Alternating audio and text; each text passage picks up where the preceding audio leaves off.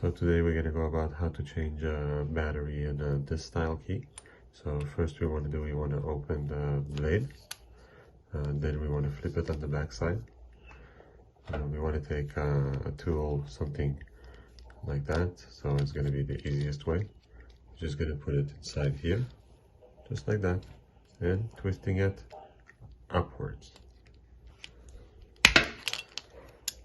After doing that, the battery will be right here. You can just lift the entire board out and then take the battery out and put it back in. This style key, take 2032 batteries, CR2032.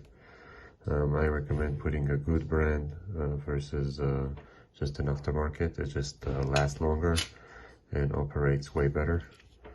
After doing that, you want to slide the top first, and you're going to see that it slides right into his position. After doing that, take the cover, put it like that, and then click it in. Simple and easy.